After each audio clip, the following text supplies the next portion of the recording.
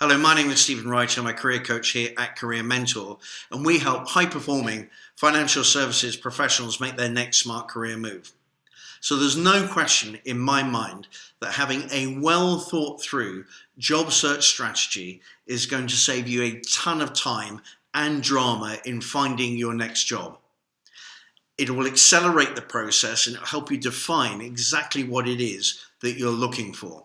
Now, there are a number of key elements to creating a really good job search strategy, and let's go through them now.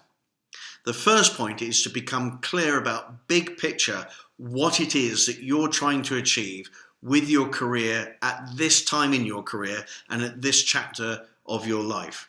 What are the big things that you're trying to achieve? In other words, the ultimate results that we're after by making the decision of what to do as part of our job search strategy. These things may be, I want a better work-life balance. I want to get into management and find a leadership position. Or I want to focus on building my skills. Or it may be that I'm chasing a particular remuneration number. Whatever those big results are that you're trying to achieve by making this next move, get them down on paper. And then importantly, reorder them in an order of hierarchy with the most important at the top and the least important at the bottom. Having that list of big results in a particular order is going to have a profound effect as you review the options that we're going to go through in a little bit. That's important. Second thing about the hierarchy of order of these ultimate results is that you may find some of them are quite complementary and work together. Some of them, however, may have a degree of antagonism. So, for example, if I want to have an easier work-life balance and yet I'm chasing a particular remuneration number, well, they may not work too easily together. But at least recognize that and let's get that down. The second point is then to think about what it is that you've got to offer to the marketplace. How are you going to be able to add value?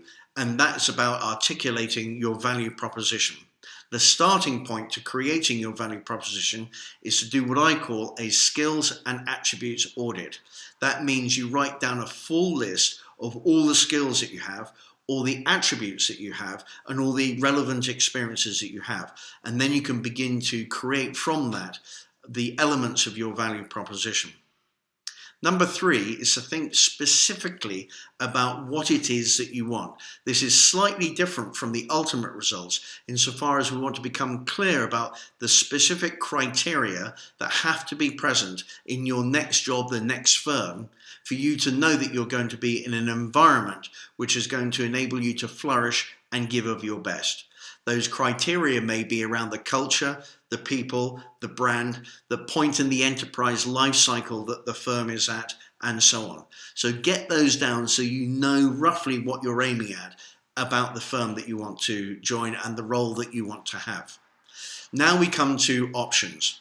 And we want to have at least 3 options, and we want to do this on paper because there's quite a lot to consider. The first thing to do is to write down what you think your options are as you see them in front of you now. Option number 1, if you have a job, is to stay at the same firm but move internally to a different role. Or maybe keep the same role but move to a different firm. Or move to a different firm but to a similar related role, and so on. Come up with at least 3 options.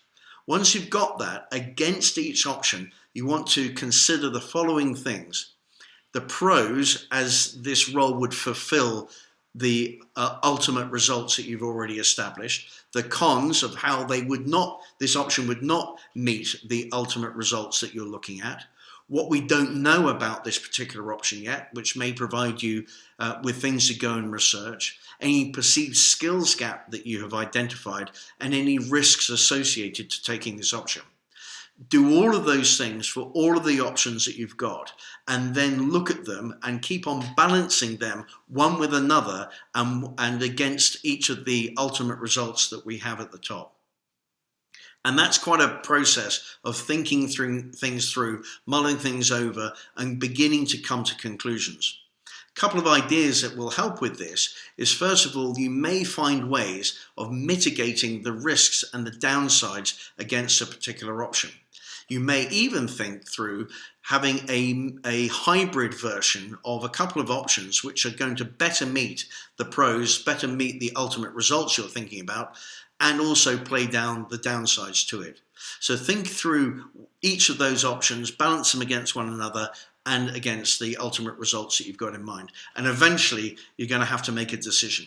This decision will be the option that you're going to take in pursuing your next job as you go forward. I know that we've rushed through that a little bit, and actually it's quite a big subject that I work through with my coaching clients and takes us more than a couple of hours to do all that thinking. But I hope you found at least that structure to be useful. I'll be putting the link for the blog that I wrote about this in the comments below, and thanks very much.